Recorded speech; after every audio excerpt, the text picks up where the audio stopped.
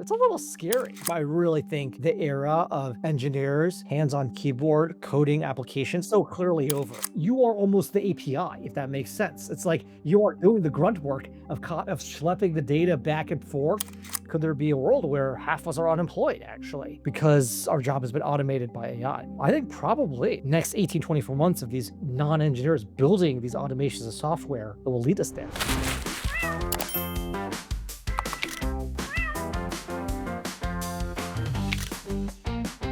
Welcome, humans, to the latest episode of the Neuron Podcast. I'm Corey Knowles, joined as always by Grant Harvey. And today we have David Hsu, CEO of Retool, a platform trusted by more than 10,000 companies to build internal software kind of like Lego blocks. David, welcome to the Neuron. Thanks, Corey. So excited to be here. David, for those who haven't heard of Retool, can you give us the 30-second elevator pitch real quick? What does a Retool do? Yeah. So Retool is an enterprise AppGen platform. The idea is that we allow tomorrow's developers, which I'll explain in a second, to go build production software on top of their data. That's awesome. That's awesome. And you just released a survey related to this. The really fascinating findings. So basically, in the survey, you found that 48% of non-engineers are already shipping production software. Corey, you can take it from here. So does this mean like Karen from accounting can now ship software? Like, who are these people? What types of companies are they working for? And I realize that's a laundry list of questions, but like, what's driving it and who is it? Yeah, so it is actually some people from accounting. I would say that what we've noticed over the last few years here at Retool is the number of non-engineers using our platform to build software has steadily increased and actually really sharply increased over the last few months. But if you look back, I think 4 to 5 years, actually Retool was entirely built for engineers. It was a platform that you kind of needed to know how to code in order to use it. You needed to know how to write SQL. You needed to know JavaScript in order to go use the platform. And I think over the past 5, 6 years, there's been a trend towards people becoming a bit more technical. So you see, for example, people working in revenue operations and even people operations in the finance department being able to learn a little bit of SQL, maybe be able to hack together a little bit of JavaScript. And so 5 years ago, I think it was maybe 5% of retool builders were, I would say, non-engineers. And actually, last year, I think it was around 30, 35%. Today, it's around 50, I think 55% at this point. Wow. That's what do you think is the difference? Like where is that coming from? Like, is it that the tools are getting easier or that people are learning faster? Like what's your take on that? I think if you had asked me this question in 2023, let's say, I would have said yes. I mean, I think those are the two answers. I think the fact that I think programming is, or for example, today, I think as a college, if you go through college, I think some large percentage of people now take one comp sci class. And taking one comp sci class does not make you a programmer, but you probably can start understanding, okay, well, to write a 5-line SQL statement, I could probably write that actually after one Yeah. comp sci class. And so I Right. think there's just a lot more general knowledge of computer programming than ever before. So I think that's one. And the second, like you said, is uh, with a platform like Retool, now people that can write a bit of SQL can now go build a production web app. But today it's 2025, and I think what's really accelerated over the last year or two is now even without taking that comp sci class, you could probably give the LLM to write you a bit of SQL, and you can press run, and you're like, oh, the results don't look quite right. Let me actually add a column to this. You tell the LLM that, and you press run, and it looks right. And so that I think is a really pretty big development over the Yeah, last year or two. I agree. for sure. I agree. So when you say production software, what does that specifically mean? Like, we're all familiar with vibe coding and innate and agentic workflows, but these are tools actually being used in production, right? Yeah. So I think what's really remarkable over the last 12 to 18 months is, I mean, first of all, how fast AI and LLMs have been moving. But today, I would say, as of what day is it? September of 2025, uh, most of these platforms, especially those targeting non engineers, are not really geared towards building software on top of your data that a company would actually feel confident in using. So if you, for example, look at Figma Make, you look at Bulb, Lovable, Replic, all these are really good at getting a first version of the app that you want. But it's actually very hard to deploy that in your own AWS, for example. It's very hard to connect that to your own Salesforce, for example, or your own Hmm. Workday. And so to do so, you actually can prototype very quickly in, let's say, Figma Make, but then you still need to get an engineer actually to go connect these systems to your data, go deploy it to production, write tests for it, etc. And so, what's really unique about Retool is I think we're the world's first platform where people can vibe code directly on top of Salesforce, directly Wow. on top of your own Postgres database, and deploy it in your AWS, in your Azure, in your GCP. And that's, I think, why enterprises have been really flocking to Retool, is because there's this confluence of the technology of the LM is so cool for vibing, if you will. But then you have the enterprise guardrails of, I guarantee that it's going to be secure, that it's going to be reliable, that it's going to be localized, for example. And these are things that actually LMs are not so good at, actually. And so Yeah. marrying sort of the LM creativity and the generative abilities of the LM with a platform that guarantees that stuff, I think really allows you to actually go deliver production software, even if you're not an engineer, which is pretty cool. Excited to tell you about a new partner today. Every revolution in AI creates one question that never changes. Can you trust the output? AI for work is incredible, but without trust, it's just leading to faster mistakes. So the challenge isn't building an AI that can answer questions, it's making sure those answers are right. And that's where Guru comes in. It's the AI source of truth that connects everything your company knows. So that's every insight, every answer, every recommendation. It's all grounded in verified knowledge, not outdated information or hallucinations. When your teams and your AI share one trusted foundation, everything moves faster, with fewer redos, fewer blind spots, and even more confidence in every decision. Because in the age of AI, truth isn't just power, it's protection. See what Guru is doing for thousands of companies like Spotify, DHL, and Stripe at getguru.com. That's GETGURU.com. Tell them the Neuron sent you. That is Yeah, that cool. makes sense. I mean, in my own like vibe coding journey, I feel like the hardest part is usually like, okay, yes, it's very easy to mock up a front end. It's very easy to come up with like simple functions. The hard part is getting the database hooked up, getting it hooked up to everything you like need to actually make it work and function, and then deploy it. Um, that is the Yeah, and I tricky think part. especially for a larger company. So this is one also pretty shocking stat actually, is that most software in the world is internal facing. And when you first hear that, at least when I first heard that, I was kind of surprised. I was like, really? When I think about software, I never think about internal versus external, much less do I think about the majority of software being internal. Mhm. But if you really think about it, it actually makes sense because Silicon Valley companies are ones that produce software. And we're based in San Francisco. Most people that I associate with maybe based in San Francisco. And so we work at software companies, and all software companies do is they produce software for other people. Yeah. And so their product is software. If you look at most companies, though, in the Fortune 500, something like 90% of those companies are actually not software companies. So if you look at a bank like JP Morgan, for example, you look at one of our customers, Colgate, or another one, Procter and Gamble. Procter and Gamble is not selling any software. They're selling Tide Pods, actually. And they have a lot of software engineers who all they do day in and day out, because they have no external facing software, all they do is they build internal software. And so Yeah. it's kind of shocking sort of how much software is internal facing. And if you think about it that way, then it's actually makes a lot of sense why that's the majority of software. But if you try to imagine like vibe coding, like Procter and Gamble vibe coding software, very rarely are they, starting a new application. Don't build that many new apps. They're really building apps on top of existing data. And Yeah. so that's where I think a platform like Retool really comes into play, that allows you to generate applications on top of your data and host it in your cloud, which is, I think, security is really important for these larger companies. That's something I've been seeing myself, is this desire by more and more people on our team even to learn to build agents, to be able to bust out a quick app in Google AI Studio or something and be able to deploy that.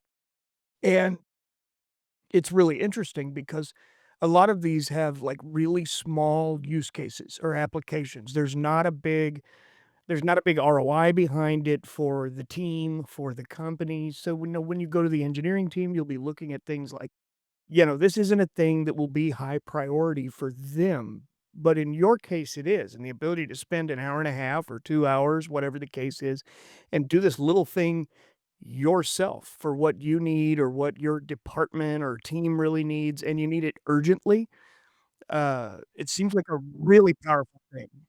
And you needed to know your data. Like, and you needs to Yes. be able to interface with Salesforce and all the Yeah. other backend stuff. That's huge, yeah.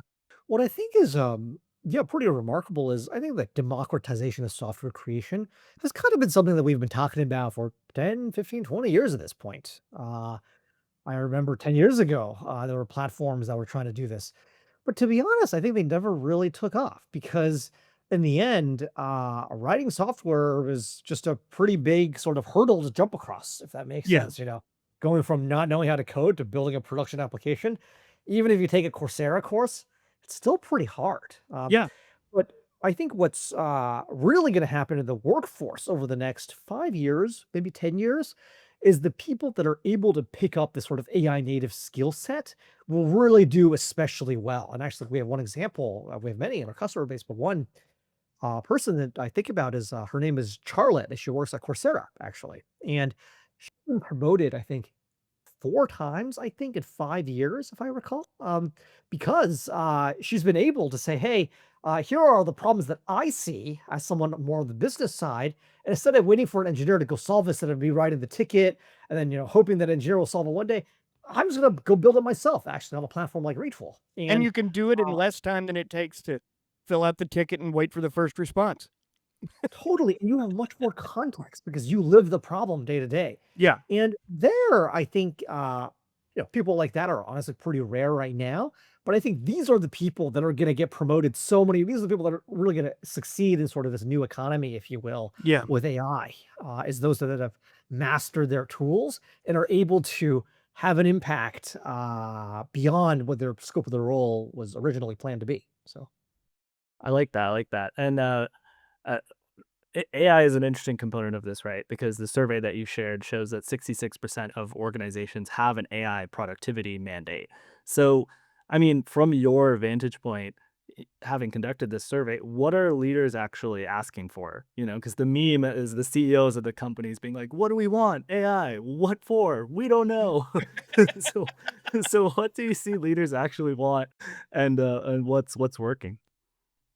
Yeah, this is so interesting. So I think the reason why for that, by the way, is there's just so many. I think you all had a video about this recently. I mean, there's just trillions of dollars being spent on AI right now. Mhm. And people are like, where's the ROI? There's got to be some ROI here. Let's go find ways to get ROI out of this technology. And to be fair, the technology is pretty transformational. When you talk to an LM, you're like, it's pretty smart. So why do humans even exist? It's kind of a weird question, if you will. And so for that reason, I think CEOs are really pushing this because they're like, "There's gotta be something we could do with this incredible technology." And, as part of our survey, you're right, we asked people, "Do you have an AI mandate?" And the majority of companies do. But what's really shocking is, if you ask them, "So what have you done with this mandate?" Most CEOs or CIOs would say, "Well, we set a mandate and, we bought ChatGPT for everyone, and yeah, I don't know why I'm not seeing impact." And, uh that I think kind of speaks volumes to sort of chat as an interface, which is, I think chat is actually a very, very powerful interface for exploring an LLM, especially for consumer use cases. You're like, hey, let's try this, see what happens, try that, see what happens. And it's really powerful. However, it's not very agentic. It doesn't do anything by itself. It's kind of like an intern that gets a lot of things wrong and will never do anything until you tell them to do something. And, that's moderately useful. It's if you're curious about something, this intern doesn't know a lot about different topics, but it's very reactive. It doesn't do anything until you tell it to do it. And if you really think about it, we've been talking to a few CIOs around what is the impact of chat on your company. It's actually pretty hard to measure the impact because if you really think about it, it's like, well, maybe for 25% of tasks, maybe they're 20% faster, let's say. And so if I was looking to put together this document to, let's say, summarize a strategy for next year, and I've recorded all the meetings, let's say, maybe the AI helps you with writing that doc or the first draft of that document, for example.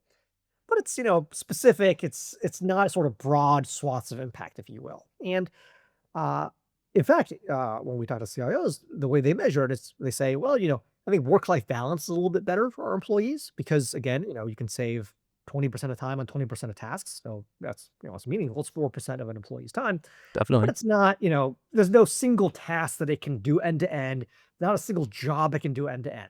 You've And still got a human at each end. Yeah.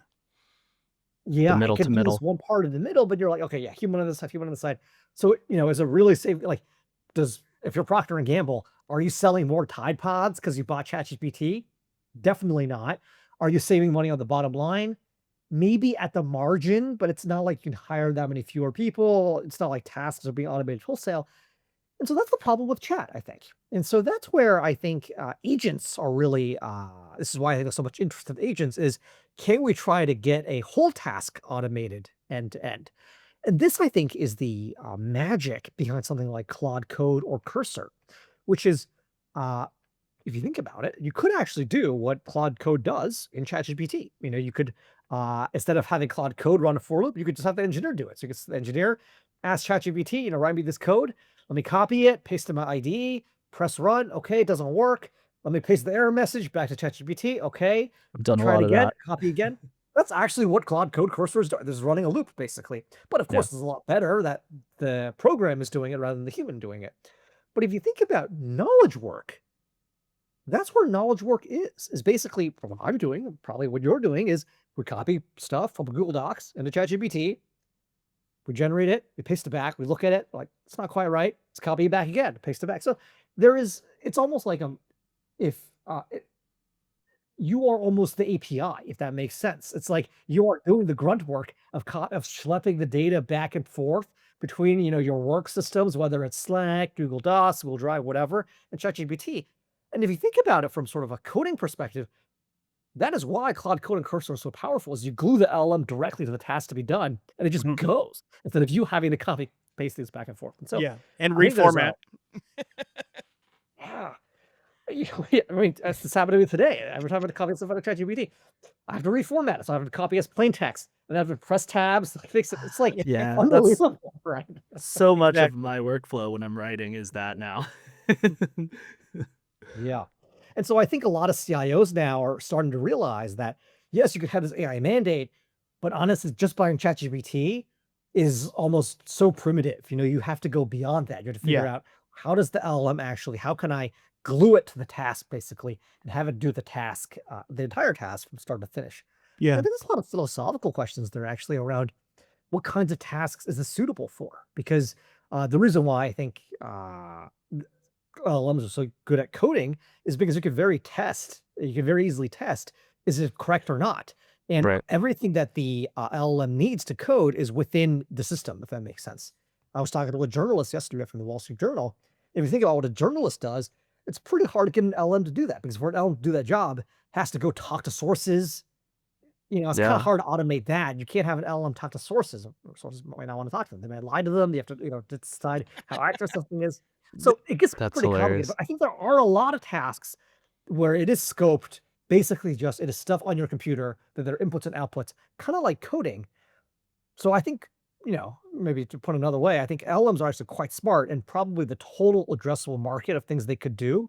If it could bring something like agentic system, like a Claude Code or a Cursor, to all of knowledge work, it's probably 10 or 100 times larger than just Claude Code or Cursor. So Wow, that's wild. Yeah, I think that's fair. And it might be that, the truth is when you look across a team and the different departments and the different needs of different teams doing very wildly different tasks, there's probably not a single tool approach that's ever going to work for anybody. You're probably going to need to have a toolbox. yeah, and actually a lot of those tools have to be custom tools. So we launched this agents product, I think 3, 4 months ago. And that's kind of the idea is it's almost like build your own Claude code, if you will. Yeah. And the reason why again Claude code is so effective is it basically runs in a loop. and it says, I have tools to use. And the LLM decides what tools to use in order to accomplish its outcome. So it has an input and it's like, I want to get here and I have these tools and I'll figure it out. I'll keep on using tools and I'll get to the outcome basically. And that kind of loop where you allow an LLM to go use tools to accomplish things in the real world, it does not really exist outside of Cloud Code and Cursor right now. You can imagine if you applied that to writing, if you applied that to podcasting, if you applied it to even my job, I think there's a lot that an LLM could do if it had access to all my documents, if it could do things for me, if it could send Slack messages for me. It could do a lot actually, but right now there's just not that much infrastructure set up, and that's I think the premise behind our agents product is can we give LLMs or allow people to go build these kinds of agents, these custom agents, give them custom tools, and then say, hey, LLM, given these tools, I want you to go from this input to this output, Yeah, and it's really pretty effective. that's Yeah, so awesome. how does that work inside the Retool platform when you're working with the agents? Because that's a feature that you launched in May, right? Recently. Yeah. So it's actually a little scary, actually, to use it for the first time because you basically just say, "Hey, I want you to get to this outcome," and you have 5 tools, and go nuts, and Yeah. let's see what happens. We have many safety features built in where we say, "Hey, maybe you want to approve all tool calls and stuff like that," but you can also YOLO it, just like in Cursor. You can say, "Hey, no, don't ask me. Just go use the tools and go nuts." And so, uh, what we've discovered is when you do that, actually now LLMs can do a lot more because I mean you can imagine if you ask ChatGPT. So I'll come with an example. I think there's one customer who is looking to uh, automate many internal workflows. Basically, it is I think it's a bunch of IT workflows where whether you want a new laptop, for example, Yeah. or hey, I got locked out of Okta, I need you to reset my password, stuff like that, Somebody basically. But needs access to whatever, or we need to revoke access to, yeah, there's a ton of exactly. It's little not pretty tasks. typical things that, you'd have an IT department and they would have to go and do it basically. But now you can say, hey, LLM, I'm going to give you these tools. You can look up the user to see who they are. You can see what groups they're a part of. You can see what apps they have access to. And I, give you another tool to grant access to apps. I give you another tool to revoke access to apps. And the LLM is actually now pretty capable of doing things. Because if you think about what an IT person is doing, that's actually kind of what they're doing, right? They're kind of looking up, okay, Corey requested access to Asana. Okay, well, let me look up who Corey is. What department is he in? Should he have access to Asana? Is that a good idea? Is that a bad idea? Let me look at my policies. Should someone in this department? Oh, it's fine. Okay, well, let me go now into Asana and then add them. It's like, okay, like that's actually pretty doable if you just have 5 tools, basically. Yeah. And so whereas if you ask ChatGPT, hey, you can try it now. If you ask ChatGPT to give Corey access to Asana, ChatGPT would be like, well, you should go into Asana, you should click this button over here, and then you should click this button because it can't do anything. So I think that's where the magic really happens is when you can actually allow LLMs to gather its own information and actually do things in the world. It's scary, but it's so powerful. Well, let's talk about this in the context of non-engineers building software, right? So how like you have potentially like well, hopefully it's not a non-IT person building this IT agent. Hopefully it's an IT person so they know what they should and shouldn't allow. But like for instance, like if you have someone who's like coding a tool and they're gonna release that into production, how do you maintain the quality when that person might not understand like the best practices of what an Yeah. engineer would know? That's a good question. So this is the magic of the Retool platform. And I think this is a actually pretty subtle but accelerating change in the world, which is how it works in the Retool platform is engineers can specify what kinds of building blocks non-engineers are allowed to use.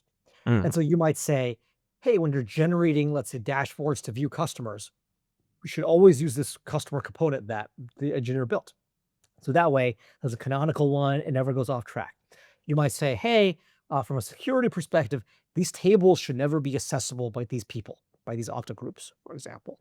And mm. so once an engineer sets these things up, then non-engineers or tomorrow's engineers can go wild. They can, do whatever they want because you're within those security guardrails, basically.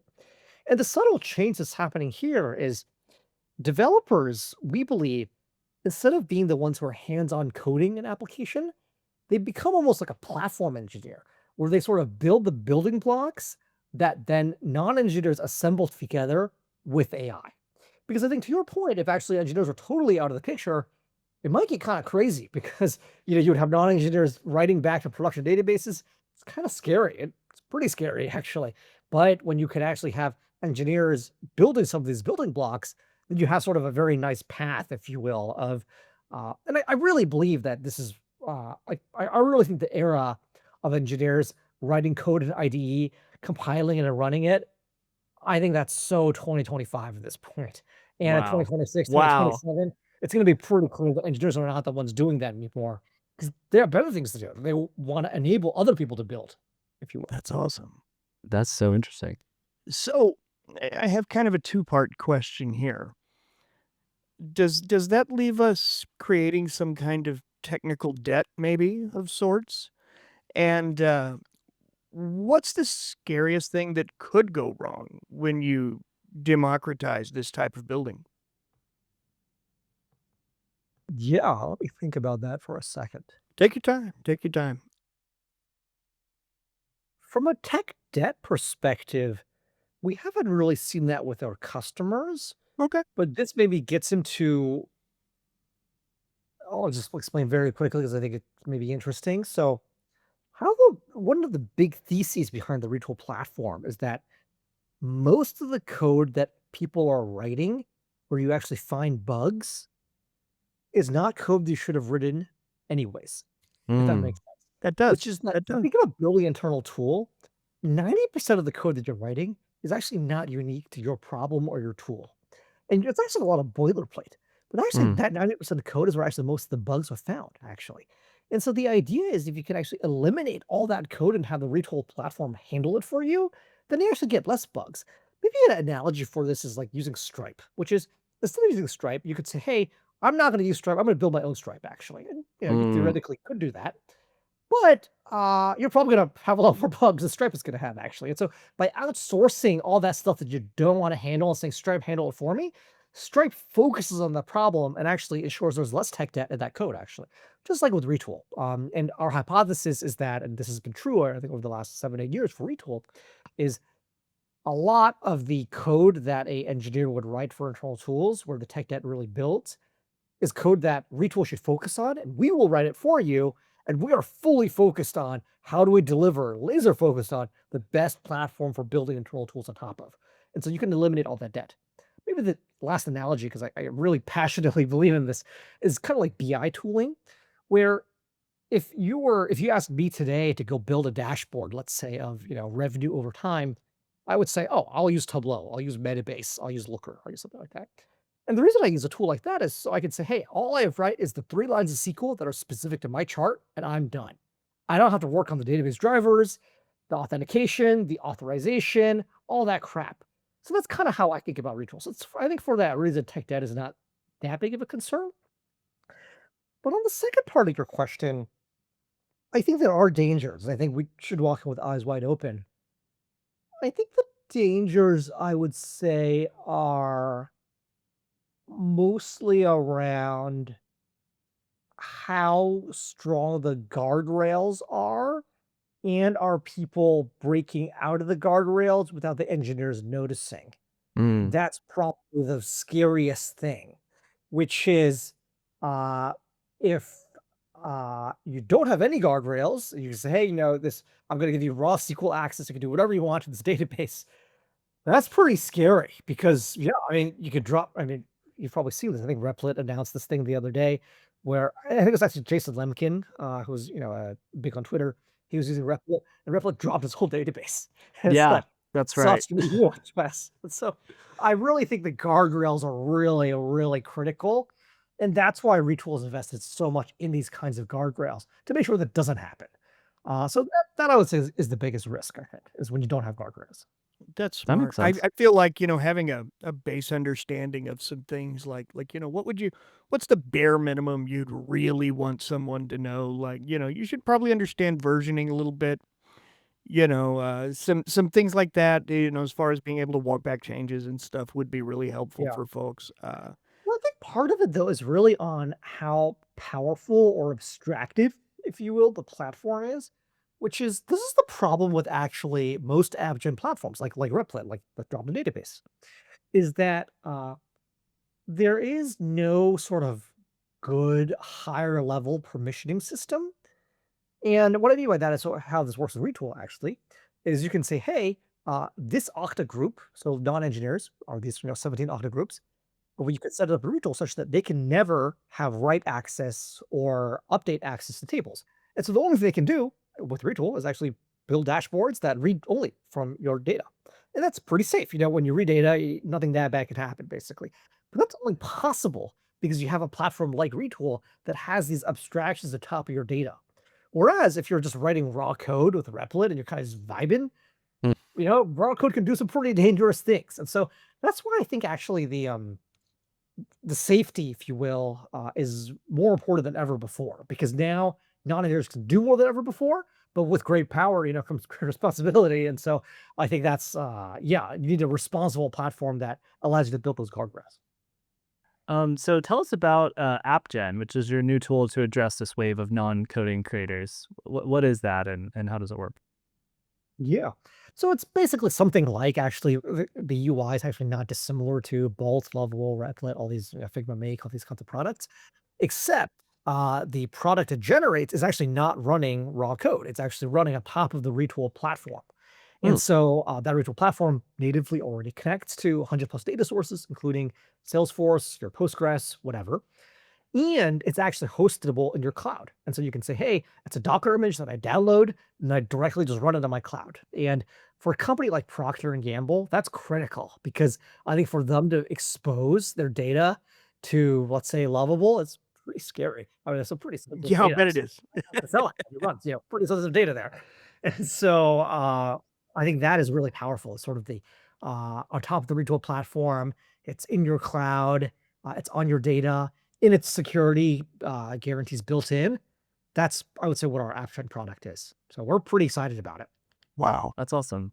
What I like about this is I heard this great quote, I think it was today from Mike Maples on the Matt Berman podcast. He said something to the effect of, we talk a lot about agents, but the real unlock for AI is how high agency humans are using AI to get stuff done. And I really like that. I think it fits with what y'all are doing. So who do you really think will be like AppGen users? Like, who will be the first one? Is it operations? Is it finance? Is it product? And how should we think about how they're using this to get stuff done? You've kind of addressed that, but It's a little bit of a fuzzy line, but I would say the clearest line to draw probably is Excel users, which is if you think about the advent of Excel, I think Excel was tremendously empowering for so many people. I mean, when I look at our finance department, it's nuts what they can do with Excel.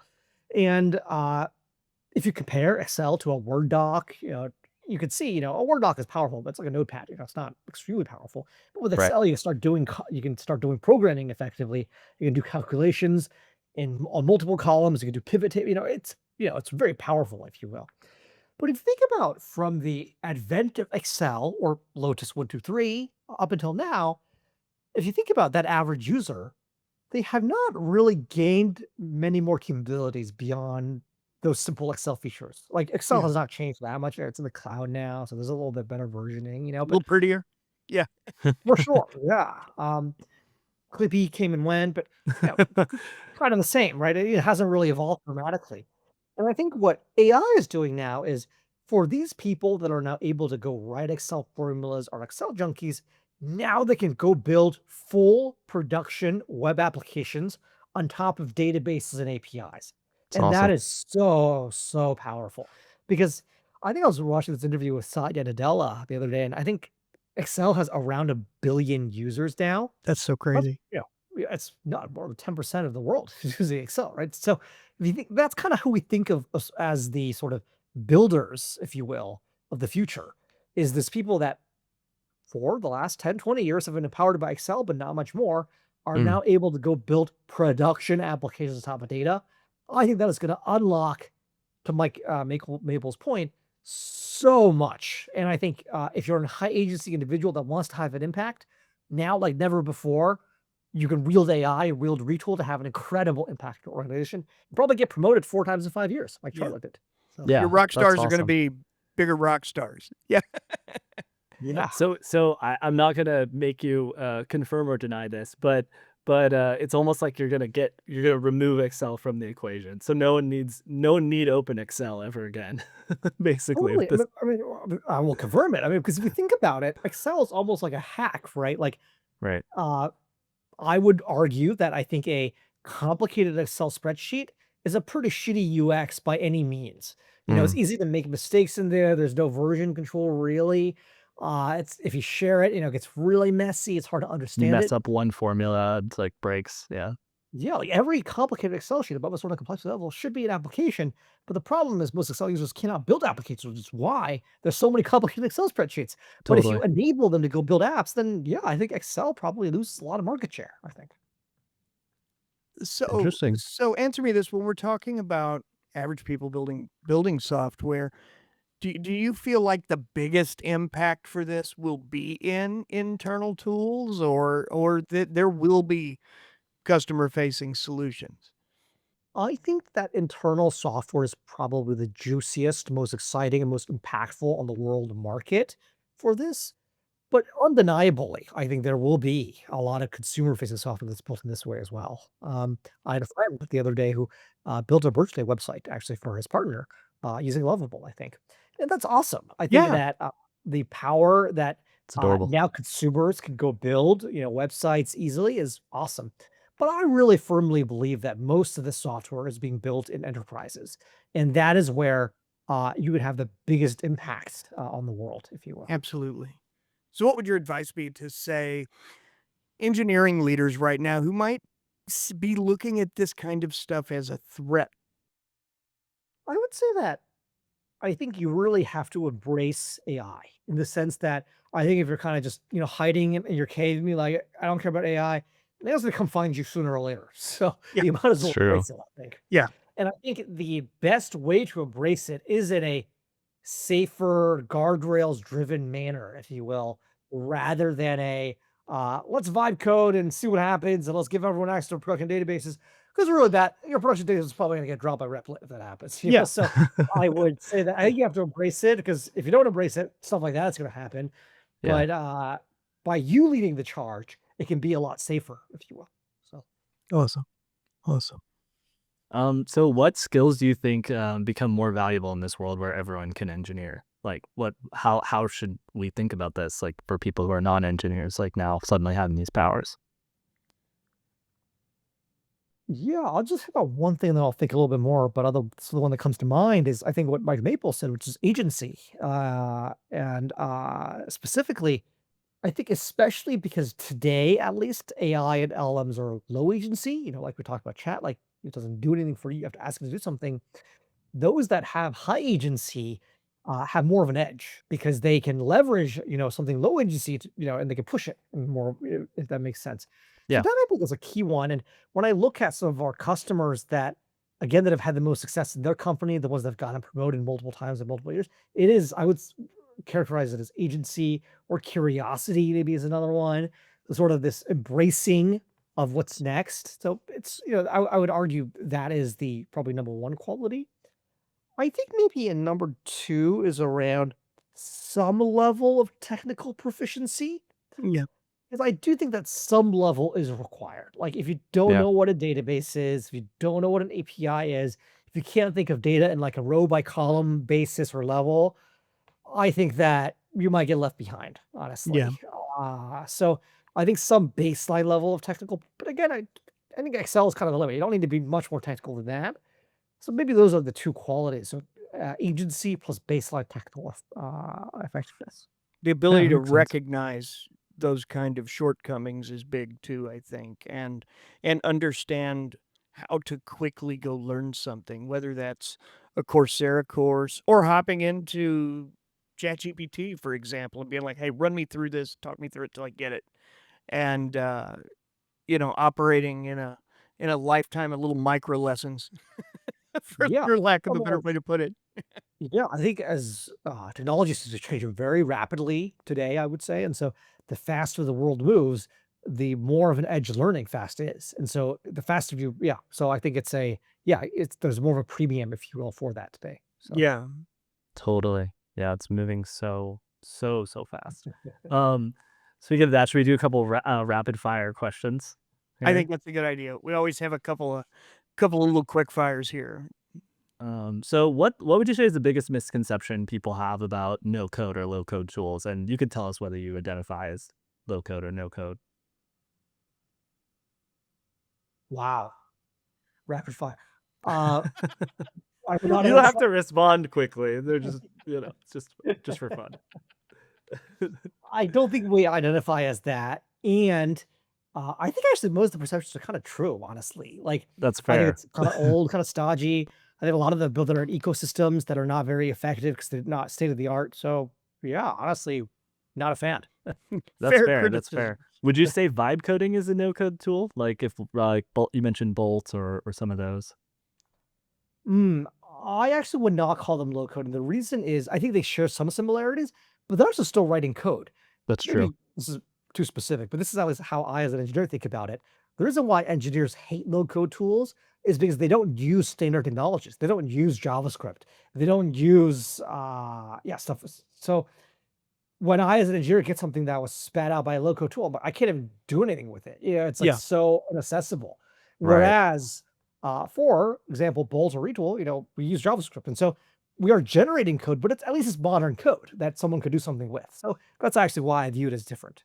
You can even tell it what language you want it to use, right? For depending on the Yeah, tool. Yeah. Yeah. exactly. Nice. What's one fisher one what's one feature you wish AI could handle but still can't? Oh, I think it's really just around knowing limits. I mean, Ooh. it's it's yeah, it hallucinates so much. It does not know what it does not know. That's Yeah. probably the number one thing. It's the biggest If human it can problem too act sometimes. yeah.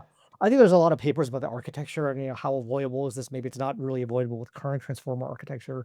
Mhm. So it's hard to say, but that's the biggest problem by far, I think. Yeah. We would have And AGI, I think, And what you're truly. talking about specifically is like when like you ask it like, "Hey, can you fix this feature? Like it's wrong." And then it's like, "Sure, I'm fixing it right now." And it's like not doing anything, or it like is writing code that just clearly is not real, doesn't work, it's referencing fake libraries, that sort of stuff. Yeah, totally. Yeah, Like, for just confirming. example, I asked ChatGPT a question recently about, some company, and then ChatGPT said, "Oh, yes, I was in the board meeting last Friday, and here's the results presented." I'm like, "That's totally not you made that up, man." It made it up. Like, so it's ridiculous. Oh This my is it. gosh. Do you think that hallucinations are getting harder to spot then? Because I feel like I don't have that situation happen that much these days, and it's kind of scary. Not to the level it was, say, a year ago? Yeah. Yeah, I think a large part of it is how you apply or use the LLM. And this is, I think, why LLMs are so effective at coding, is that there is a right answer. There's a right or wrong answer. You can say, "Hey, does the button do the thing?" And you can write a test for it. And then you Uh-huh. keep on doing the LLM will keep iterating until the test, turns green. And I think in a lot of real world cases, there is not that. You Yeah. cannot verify the veracity of a statement as easily as code. Or like the IOI, for example, like in a math competition, you can sort of go through it line by line and be like, does it work? Is the proof correct or not? Uh-huh. Largely speaking, you can test it, right? Whereas in a lot of other types of work, you cannot. And I think over the next year or two, a lot is going to come to this verification, if you will. So That's a good Yeah. call. Yeah, works, don't work is not a test that works for all applications. I hadn't Well, considered like that. creative writing, famously is like the one where it's so subjective. It's like, how do you create a universal verifier for that? I You don't know. you You could put software in that category. I mean, other outside of the function, but the actual like, for lack of a better word, like the design of the software or like the user experience of the software, like that's maybe harder to verify. You might have more insights on that than I do, but I think that would be a hard one. yeah, to be honest, the space of UIs is actually not very large, especially for internal applications. Like it's pretty much buttons, tables, forms, dropdowns, which is why I think actually AI is so good at this specifically and why the retool is really leveraging it. That If you're makes trying to sense. build, Airbnb's next redesign, you're right. Like I think LLMs will really struggle to come up with something truly innovative there. So So That's fair. last of the fast questions here, and it takes a little bit of a crystal ball. Uh, if you're at 48% now when it comes to shipping, where do you think that will be in 5 years? I think 100, almost no doubt about it. I really think the era of engineers, hands-on keyboard coding applications, especially internal apps, because they don't wanna do it. Like, no engineer wants to code an internal app. Yeah. I believe that is so clearly over. I think it's gonna be engineers building these guardrails and frameworks for non-engineers to piece them together with AI. That is inevitable to me. So, I think in the next 18, 24 months, it'll happen. Wow. That's Wow. so wild. What's in your personal AI stack? What are you using these days to engineer on a daily basis? I myself, in my personal life, actually use a bunch of agents, actually. So, Cool. there's a bunch of it's kind of funny actually. Uh, to some extent, it's kind of like I'm very predictable, if that makes sense. So, for example, on the weekends, I like going biking. And what I do is I open the Apple Weather app and I check 3 locations and I choose the sunniest one and I go biking there. And so it's very easy to go build an agent or a workflow to go do that for me. And That's so it says, genius. hey, I well, it love turns it. out this place, this particular hill is the sunniest one. So just go there. So I have like a lot of small things like that, basically, that do save me a bunch of time. But yeah, stuff like that. I've been tinkering with one to make the meal decision at the end of the day. There's nothing I hate more than after a long day, having the long discussion about what do we want to eat. I have no idea. We got to think about it. We debate. It goes on and on and on. And I'm like, man, I wish I could just hit a button and get a suggestion and just hit refresh till I liked one. And I think that's that's my very, very practical thing I want in my life. Wow. It would be awesome if you could track like what foods you have in your pantry and your fridge, how much effort do you want to spend on cooking? Is it 10 minutes or an hour? Yeah, there's so much I've been building that out a AI can do. spreadsheet of what I like, what I don't like, where I like to eat, where I don't, what ingredients I hate. No pickles. I hate pickles. Yeah, exactly. Well, do you have any final thoughts on where this democratization trend leads us overall? I would say that my highest conviction statements are the ones that we've talked about, which is engineers will not be the ones building these internal apps in 18 to 24 months from now. It'll be the business users, the operation folks that have high agency, that have technical proficiency, that I believe really strongly in. I think there is a question of, uh, does a lot of that work just become agentified, if you will? Yeah, I think quite possibly. And then there's a question of uh, how much labor is there in the US? Sort of how does the labor market change as well as AI or LLMs with agents are able to do more and more? Could there be a world where half of us are unemployed actually because our job has been automated by AI?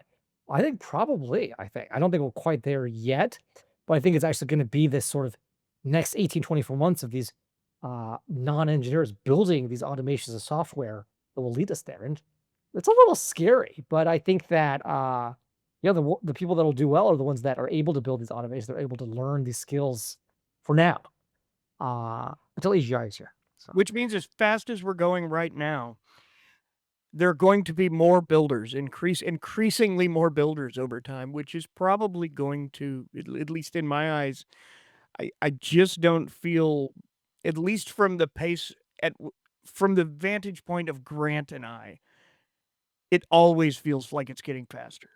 It just like it never feels like, oh, we've plateaued here, and it's we've had look at this slow week. It's always like, oh look, we've got 9 data centers, 17 new models, and 4 great new tools for today, and Yeah. it just More than you never could ends. possibly, like, process in a day. It's wild.